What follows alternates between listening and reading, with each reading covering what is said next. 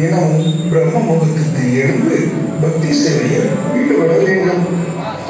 அப்படியே செய்கிறேன் தந்தையே. நீ அந்தனருக்குரிய கருணை, பொறுமை, அன்பு, தூய்மை, தவம் போன்ற அனைத்து குணங்களையும் கொண்டிருக்க வேண்டும். அனைத்து உள்ளிடத்தும் அன்பு காட்ட வேண்டும். ஆகட்டும் தந்தையே. உன் குருவிற்கு பக்தியோடும் அன்போடும் சேவை செய்ய வேண்டும். நம் தந்தை அவனுக்கு போய் இதெல்லாம் சொல்லிக் கொண்டிருக்கிறார். அவன் மண்டையில் எதுவுமே ஏறாது. பிராமணர் என்றால் தூய்மையாக இருக்க வேண்டும். அவனுக்கு அது கூட தெரியாது. எப்படித்தான் நம் தந்தைக்கு மகனாக வந்து பிறந்தான்? சத்தமாக பேசாதடா, தந்தை காலில் விழுந்துவிடப் போகிறது. மகனே, நான் சொல்லும் இந்த மந்திரத்தை கற்றுக்கொள். இதை தினமும் பாராயணம் செய்ய வேண்டும். கோருங்கள் தந்தையை, கற்றுக்கொள்கிறேன். ஓம் தத் விஷ்ணு பரம பரம். ஓம் தத் தத் தத். தந்தையே, நீங்களும் இவனுக்கு தினமும் வேத மந்திரங்களை சொல்லிக் கொடுக்கிறீர்கள். ஆனால் அவன் தலையில் ஒன்றும் ஏறிய பாடில்லை. அவன் உங்கள் தம்பி, அப்படி சொல்லக்கூடாது. அவன் சீக்கிரம் கற்றுக்கொள்வான். இங்க தத்து என்று 6 மாதமா தத்தி வளரி கத்தி கொண்டிருக்கிறான். ஏண்டா 6 மாதமா தத்துன்னு சொல்ற, அடுத்த வாரம் விஷ்ணுன்னு வருமா? இல்லடா, அடுத்த 6 மாதம் வீன்னு சொல்லுவான். அப்போ முழு மந்திரம் முடிக்க நம்ம அப்பாவுக்கு இன்னொரு ஜென்மம் தேவைப்படும் போல. இவனுக்கு இதெல்லாம் வராது தந்தையே. எப்பொழுது பார்த்தாலும் வானத்தையே பார்த்து கொண்டு ஜடம் மாறி உட்கார்ந்து கொண்டிருக்கிறான். உங்கள் தம்பியை நீங்களே அப்படி சொல்லலாமா? யாரு தம்பி? இவன் ஒரு ஜனம்.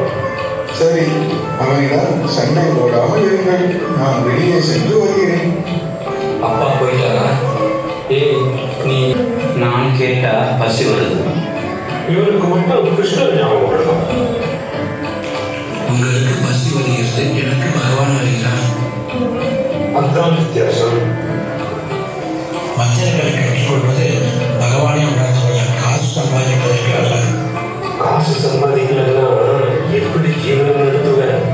அதுக்காகலாம் ஒழுங்காக கற்றுக்கோ. தந்தை எனக்கு ஸ்லோகங்கள் கற்றுத்தரும் போது நான் மனதில் ஸ்ரீ கிருஷ்ணரை உணர்கிறேன். ஒவ்வொரு ஸ்லோகங்களும் எனக்கு அவருடைய ஒவ்வொரு நாமத்தை ஞாபகப்படுத்துகின்றன. ஆனால் இதயத்தில் இருக்கும் அந்த வார்த்தை மட்டும் என் நாவில் வரமறுகிறது. இந்த பக்தி சேவையெல்லாம் சல்லி காசுக்கு பெறாது. வேதங்களை கற்றுக்கொண்டால்தான் நீ ஒரு பிராமணன். நான் பிராமணனும் இல்லை, சத்திரியனும் இல்லை, சூத்திரனும் இல்லை, வைசியனும் இல்லை. நான் இந்த உலகிற்கு அப்பாற்பட்டவன்.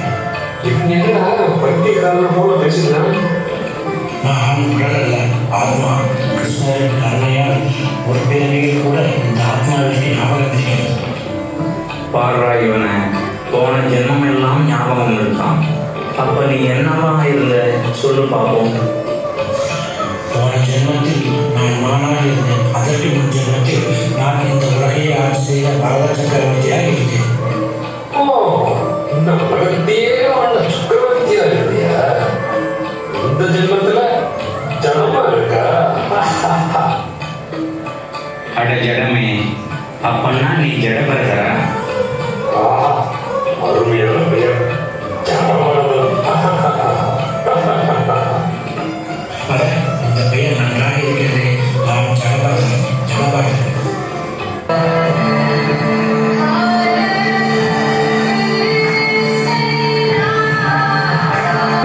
ராஜபையன் இன்னைக்கு பார்த்து ஊருக்கு போகணும்னு பல்லக்கு வாங்கன்னு சொல்லிட்டாரு. 3 பேரால் பல்லக்கு தூக்க முடியாதேடா, என்னடா பண்றது? யாராவது கிடைச்சா பரவாயில்ல. ஐயோ, அங்க ஒருத்தன் சில மாதிரி உட்காந்துட்டு இருக்கானே, அவனை கேட்கலாம். சிலை இல்லடா, உயிரோட இருக்கான். எப்படி சொல்ற? அவன் மூக்கில் உட்காருது, துரத்தவே இல்லை. அப்போ நிச்சயமா ஜடம்தான். ஏய், யாரப்பா நீ? ஒரு வேலைக்கு வரியா?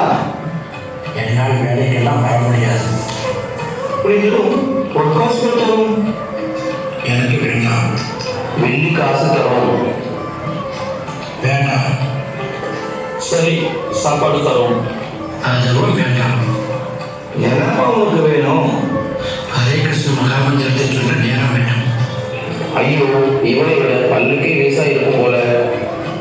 சும்மா தானப்பா இருக்கிற, இது அரசாங்க வேலை, கொஞ்சம் நேரம் தான். எங்க கூட வந்து பல்லக்க தூக்கிட்டு அப்புறமா போயிடலாம். வேற மாதிரி வெட்டி வேலை பார்த்துக்கிட்டு இருக்க, அதுக்கு எங்க கூட வரலாம் இல்ல? நீ வரலன்னு தெரிஞ்சதுன்னா ராஜா கோபத்துக்கு ஆளாயிடுவ, பார்த்துக்கோ. நான் வந்தால் உங்களுக்கு தான் பிரச்சனை. பரவாயில்லை, வருகிறேன்.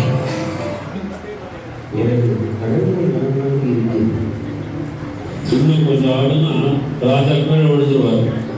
ஏன் ஆடுறீங்க? ஒழுங்கா பிடிக்கல. நான் எங்கடா ஆடுறேன்? நான் ஒழுங்காக தான் பிடிச்சிக்கிட்டு இருக்கேன். இந்த ஜகத்தை கூட்டிக்கிட்டு வந்தோமே, அவன் தாண்டா இந்த ஆட்டம் ஆடுறான். பூமியில் நிறைய எலும்புகளும் பூச்சிகளும் போய்விட்டன. அவற்றை மிதித்து விடக்கூடாது என்றுதான் பார்த்து பார்த்து நடக்கிறேன். அதனால்தான் பல்லக்கு ஆடுகிறது. நீ எறும்பை காப்பாற்றுறதுக்காக தான் ராஜ்யம் ஆடுறியா? ஆனால் எலும்புக்கு உயிர் இருக்கிறதே. அப்பவே அவன் சொன்னான், என்ன கூட்டிட்டு போனா உங்களுக்கு தான் பிரச்சனை அப்படின்னா. நாம தான் கேட்கல. நிறுத்துங்கள், நிறுத்துங்கள் பல்லக்கை. நீங்கள் தூக்கியது போதும், உடம்பெல்லாம் ஒரே வலி. அச்சோ, ராஜா கோபமாயிட்டார், நிறுத்த சொல்றார். பல்லாக்க மெதுவா ஏய் கணம் ஆட்டாமையா இருக்குடா. அப்பாடி ஒரு வழியா கறிக்காச்சுடா.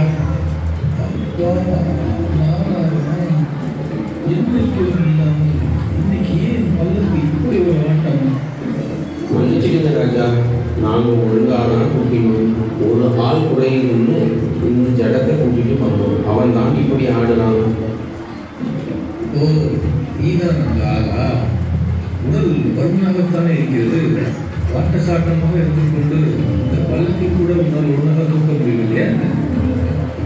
ஆமாம் ராஜா, இவனை பார்த்தா மல்யுத்த வீரர் மாதிரி தான் இருக்கான். வேலையை செய்ய சொன்னால் தத்துவ ஞானி மாதிரி பேசுகிறான். இப்படிப்பட்டவரை இப்பதான் முதல் தடவையா பார்க்கிறேன். டேய், ராஜா கேட்கிறாருல்ல, பதில் சொல்லு. சும்மா நின்றுட்டு இருக்க. பல்லக்கை தூக்கி கலப்பட மாட்டாயா? வாய்ப்பு பேச மாட்டாயா? என்னை அவங்களுக்கு முன்னே என்ன செய்கிறேன்ப்பா? ஏய் கணம், ராஜா கோபத்துக்கு ஆளாகாத. பதிலே கூறாமல் இருக்கிறான். இவன் என்ன உயிரோடு இருக்கிறானா இல்லை தினமும்? நீங்கள் பண்ணாலும் இல்லை, நான் வருத்தவும் இல்லை. உங்கள் பல்லக்கை நான் சுமக்கவும் இல்லை. அதனால் நான் கடைப்பாயவும் இல்லை. என்ன தீவிர உனக்கு நான் மனதில்லையா? ஆமாம், இந்த உலகில் இருக்கும் அனைத்து ஜீவராசிகளுக்கும் ஒரே மன்னர் என் பரமபுருஷன் தான். என்னை உடல் மருந்தவன் என்று கூறினீர்கள். உடல் வேறு, உள்ளிருக்கிற ஆத்மா வேறு. உடலுக்குத்தான் மருந்தவன், இணைத்தவன், நயோதிகன், இளைஞன் என்றெல்லாம் வேறு முறைகள் உண்டு. ஆனால் ஆத்மா கிடையாது. ஏன்னா இப்படி ராஜாவை மதிக்காம பேசுற? இனிமே ஒழுங்காக இருக்கிறேன்னு சொல்லி பல்லக்கை கூட்டு. நான் இங்கே அவர் பல்லக்கை கூட்டினேன். என் தோழர்கள் தான் பல்லக்கை கூட்டினேன். என்னடா பேசுற? நீ தானே இவ்வளவு நேரம் தூக்கிட்டு வந்தா? நான் என்பது என் ஆத்மா. என் உடம்புதான் இந்த மன்னன் உடலை தூக்கி கொண்டு வந்தது. நான் தூக்கவில்லை. என்னடா பெரிய ஞானி மாதிரி பேசுறேன்? நிறுத்துங்கள், அவனை முழுமையாக பேச வேண்டும்.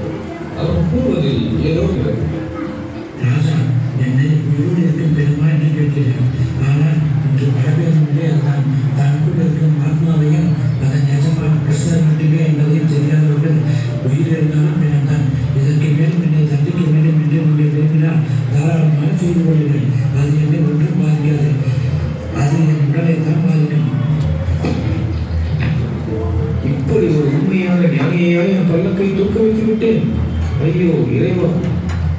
மகாராஜா, உண்மையில் நாம் அனைவரும் அந்த காலத்தால் தான் ஆளப்படுகிறோம். ஆனால் அந்த காலத்தையே ஆட்டி வைப்பவர் முழுமையாக நம்மளுடைய கிருஷ்ணர் தான். சுவாமி, ஒரு தூய்மையான ஞானியிடம் அபசாரம் செய்துவிட்டேன். தயவு செய்து என்னை மன்னிப்பீர்களா? மன்னா, நீ ஒரு அபச்சாரமும் செய்யவில்லை. இவை அனைத்தும் இறைவன் செயல். மக்களுக்கு ஒரு செய்தியை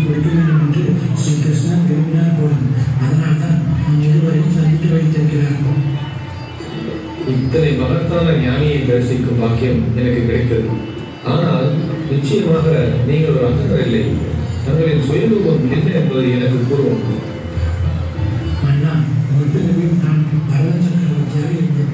நாட்டில் பிறந்து காற்றில் தியானத்தில் வந்தபோது ஒரு நாளின் மீது ஆசாரித்தேன். அதனால் மறுபிறவில் நானாக பிறந்தேன். என் பக்தியின் பலனால் இப்பிறவியில் மீண்டும் ஒரு அந்தனராக பிறந்திருக்கிறேன். எங்கே சம்சார சாகரத்தில் மூடி விடுவோமோ என்று யாரிடமும் பேசாமல் பற்று வைக்காமல் ஒரு ஜடமாகனாக வாழ்ந்து கொண்டிருக்கிறேன். என்ன, என் முன்னோர்கள் போற்றி வழிபட்ட பரத சக்கரவர்த்தியா நீங்கள்?